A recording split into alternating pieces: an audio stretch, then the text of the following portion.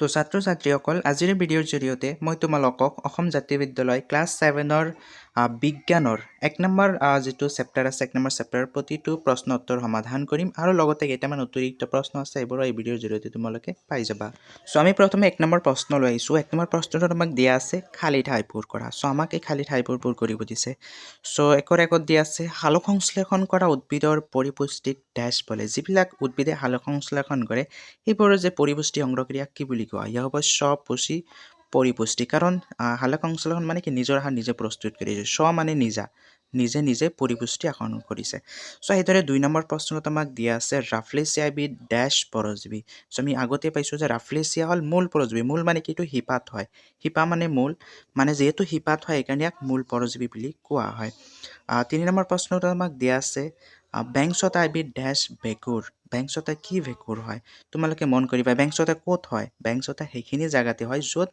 মৃতজীৱী বস্তু আছে সেইকাৰণে ইয়াক কয় মৃতজীৱী ভেঁকুৰ মৃত গেলা পচা বস্তুৰ ওপৰতহে গজে সেইকাৰণে ইয়াক মৃতজীৱী ভেঁকুৰ বুলি কোৱা হয় সো ইয়াৰ পিছৰ প্ৰশ্নটো আমাক দিয়া আছে সালোক সংশ্লেষণত ড্যাশ গেছ উৎপন্ন হয় এই সালোক সংশ্লেষণ যে হয় উদ্ভিদে কৰে এইটো কি গেছ উৎপন্ন হয় সো আমি জানো অক্সিজেন গেছ উৎপন্ন হয় কাৰণ সিহঁতে কাৰ্বন ডাই অক্সাইড লৈ কিনে অক্সিজেন এৰি দিয়ে উৎপন্ন হয় মানে কি এৰি দিয়ে এইটো হল অক্সিজেন গেছ এৰি দিয়ে 5 নম্বৰ প্ৰশ্নটোত আমাক দিয়া আছে কলচী উদ্ভিদ এবিধ ড্যাশ উদ্ভিদ এই যে কলচী উদ্ভিদ আমি পাইছো ৰদ মকতা পাইছো এইবোৰ কি হয় এইবোৰ পতংগভোজী কাৰণ যেতিয়াই পতংগ যায় সিহঁতে পতংগক খাই পেলায় হয় না এইবোৰ পতংগহে খায় সেইকাৰণে ইয়াক কি বুলি কোৱা হয় কলচী উদ্ভিদবোৰক পতংগভোজী উদ্ভিদ বুলি কোৱা হয় সো সেইদৰে 2 নম্বৰ প্ৰশ্নত আমি আহিছো 2 নম্বৰত আমাক দিয়া আছে শুদ্ধ উত্তৰটো বাছি উলিওৱা এই তলৰ পৰা যিবিলাক শুদ্ধবোৰ আমাক বাছি উলিয়াব দিছে 1 নম্বৰত কি দিয়া আছে ৰদ মুকুতা এবিধ ড্যাশ ৰদ মুকুতা কি হয় স্বপোষী পৰজীৱী পতংগভোজী নে মৃতজীৱী সো আমি জানো ৰদ মুকুতা আৰু সেই কি পাইছিলো কলচী উদ্ভিদ এইবোৰ হল পতংগভোজী চতুৰ্থ হ'ব আমাৰ পতংগভোজী যেটো ডি অপচন হয় সি অপচন হয় সো সেইদৰে 2 নম্বৰ প্ৰশ্নত আমাক দিয়া আছে মৃতজীৱী উদ্ভিদৰ উদাহৰণ হল এই যে কিছুমান উদাহৰণ তলত দিয়া আছে এইবোৰ কোনবোৰ মৃতজীৱী কোনটো মৃতজীৱী হয় সো কলচ উদ্ভিদ সেইটো আমি জানো কি হয় এইটো পতংগভোজী হয় মনোট্ৰপা এইটো হল আমাৰ মৃতজীৱী ৰাফলেচিয়া হল মূল পৰজীৱী ৰদমকতা হল আমাৰ কি বুলি কোৱা হয় ৰদমকতা পতংগভোজী সো ইয়াৰ শুদ্ধ উত্তৰটো কি হ'ব ইয়াৰ যেটো শুদ্ধ উত্তৰ হ'ব এটো হ'ব মনোট্ৰপা হল মৃতজীৱী মানে বেংছতাৰ নিচিনা বেলেগতহে গজে এইবোৰ সো সেইদৰে 3 নম্বৰ প্ৰশ্নটোত আমাক দিয়া আছে পত্ৰহৰিতৰ বৰণ ড্যাশ মানে পত্ৰহৰিতৰ বৰণ কেনেকুৱা হয় সো ৰংচোৱা হয় নে হেউজিয়া হয় নে মটিয়া হয় নে কলা হয় সো আমি জানো পত্ৰহৰিত যিবিলাক গছ আছে প্ৰত্যেকটো গছৰে কি হয় বৰণটো হেউজিয়া হয় তাৰ মানে আমি কি ক'ব পাৰিম যে পত্ৰহৰিত থকা বাবে হেউজিয়া হয় তাৰ মানে পত্ৰহৰিতৰ ৰংটো হ'ব হেউজিয়া সো এইটো হ'ব আমাৰ শুদ্ধ উত্তৰ সো ইয়াৰ পিছত 4 নম্বৰলৈ আমি আহিছো ইয়াত আমাক প্ৰশ্ন দিয়া আছে সালোক সংশ্লেষণত উৎপন্ন হোৱা জৈৱ পদাৰ্থ হল মানে সালোক সংশ্লেষণ কৰাৰ পিছত কি পদাৰ্থ উৎপন্ন হয় সো ইয়াত চোৱা প্ৰটিন এটো উৎপন্ন নহয় ভিটামিন উৎপন্ন নহয় গ্লুকোজ উৎপন্ন হয় লুব্ৰিকেন্ট কিন্তু নহয় সো আমাৰ শুদ্ধ উত্তৰটো কি হ'ব আমাৰ শুদ্ধ উত্তৰটো হ'ব গ্লুকোজহে উৎপন্ন হয় সালোক সংশ্লেষণত সো ইয়াৰ পিছত আমি 3 নম্বৰ প্ৰশ্ন লৈ আহিছো 3 নম্বৰ প্ৰশ্নত আমাক দিয়া আছে চমুকৈ উত্তৰ দিয়া আমাক সৰু উত্তৰ দিব দিছে কিছুমান 1 নম্বৰত কি দিয়া আছে স্বপক্ষী আৰু পৰপক্ষী জীৱৰ পাৰ্থক্য লিখা সো মই পাৰ্থক্য আহিলে সদায় তোমালোকে বক্স বনাই দুইফালে লিখিবা কিন্তু মই এনেকৈ লিখি দিছো কিন্তু তোমালোকে বক্স বনাই লিখিবা এইটো স্বপক্ষী আৰু পৰপক্ষী জীৱৰ স্বপক্ষী আৰু পৰপক্ষী জীৱৰ পাৰ্থক্য হল স্বপক্ষী জীৱই নিজৰ আহাৰ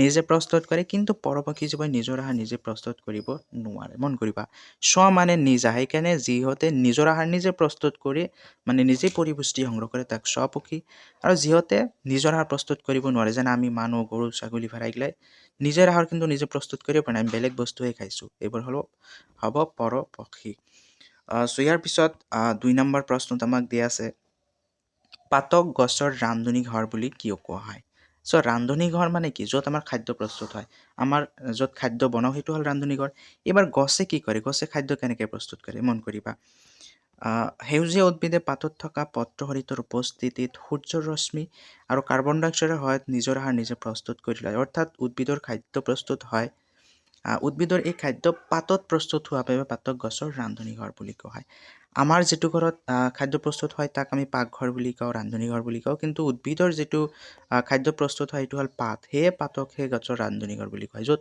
খাদ্য প্ৰস্তুত হয় সেই ৰান্ধনীঘৰ হৈ গ'ল এইখিনি। চ' ইয়াৰ পিছত আমি 3 নম্বৰ প্ৰশ্নলৈ আহিছোঁ। এতিয়া আমাক দিয়া আছে মৃত জীৱিতা কি? চ' আমি উত্তৰ কি লিখিছোঁ? কিছুমান জীৱই আন মৃত গেলা পচা জীৱৰ ওপৰত গজি তাৰ পৰা আহাৰ শোষণ কৰে। এইবোৰে মৰা বস্তু পচাই তাৰ পৰা ৰস আহৰণ কৰে। এই প্ৰক্ৰিয়াক মৃত জীৱিতা বোলে। মানে বেলেগ মৰা গেলা পচা বস্তুৰ ওপৰত গজিছে, গজি কিনে তাৰ পৰাই ডাঙৰ দীঘল হৈ আছে।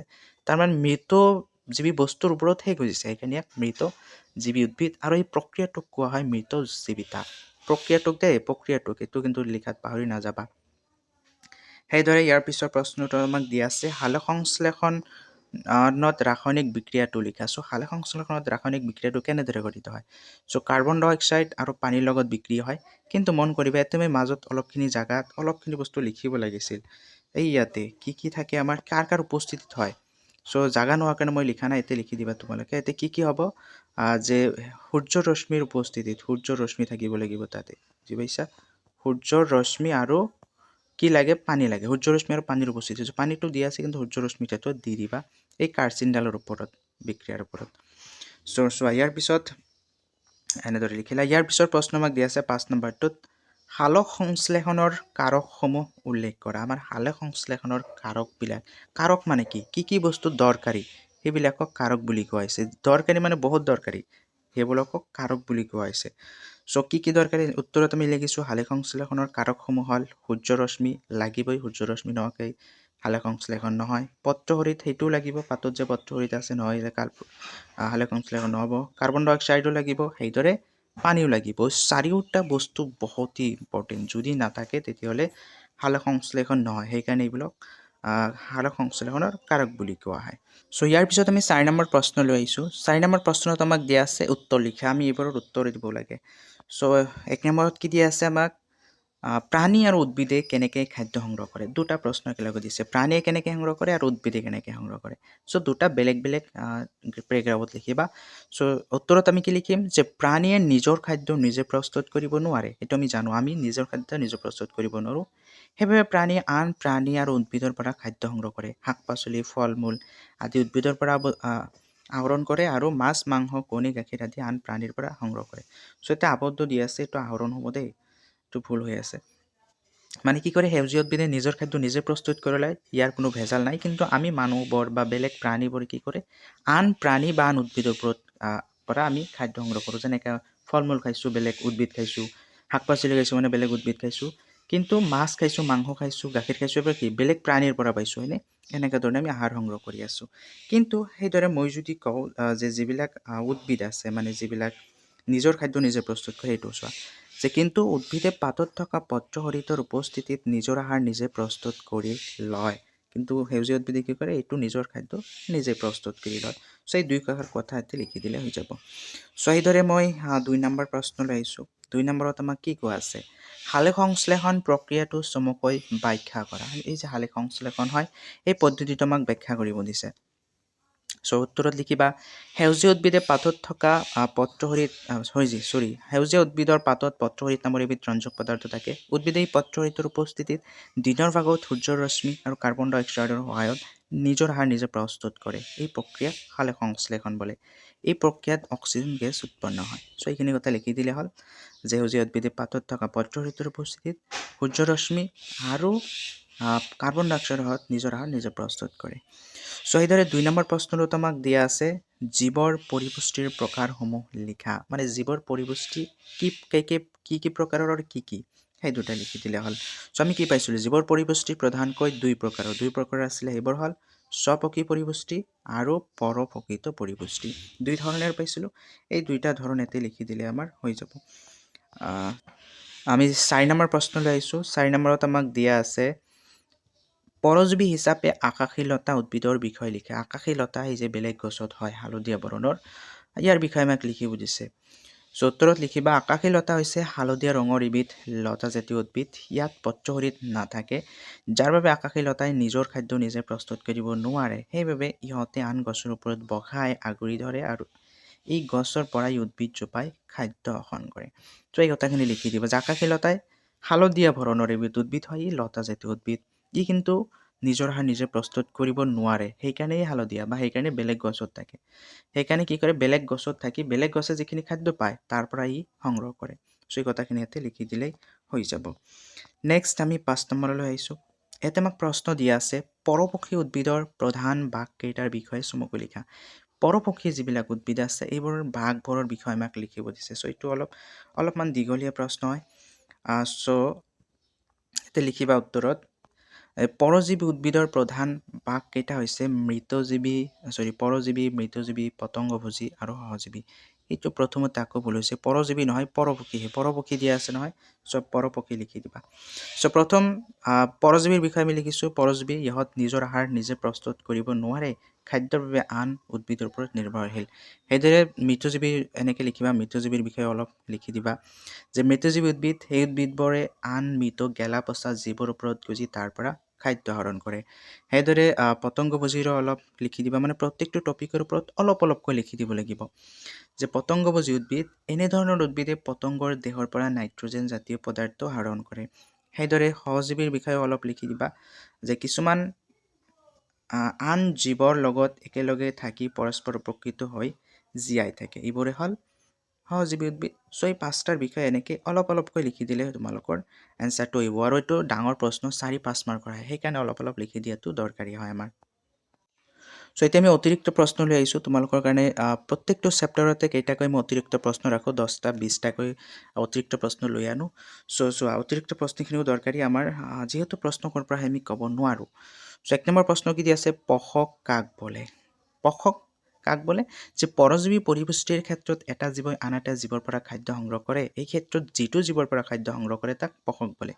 মানে যিবিলাক পৰজীৱী হয়, বেলেগ গছৰ পৰা গেলা পচা বস্তুৰ পৰা খাদ্য আহৰণ কৰে, যিটো গছৰ পৰা আহৰণ কৰে বা যিটো প্ৰাণী মৰিছে সেই মৰা প্ৰাণীৰ পৰা আহৰণ কৰিছে ইয়াক পষক বুলি কোৱা হৈছে। 2 নম্বৰ প্ৰশ্ন, পৰজীৱী কাক বোলে?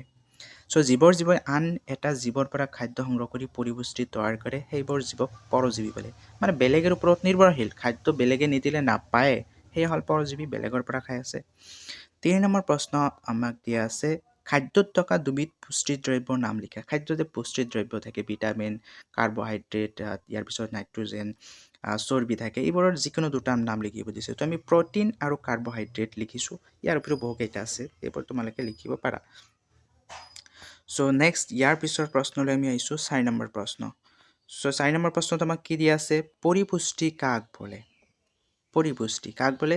যে বৃদ্ধি, বিকাশ আৰু বংশ বৃদ্ধিৰ বাবে জীৱৰ দেহৰ পুষ্টিদ্ৰব্য লীন হোৱা প্ৰক্ৰিয়াটোকে পৰিপুষ্টি বোলে।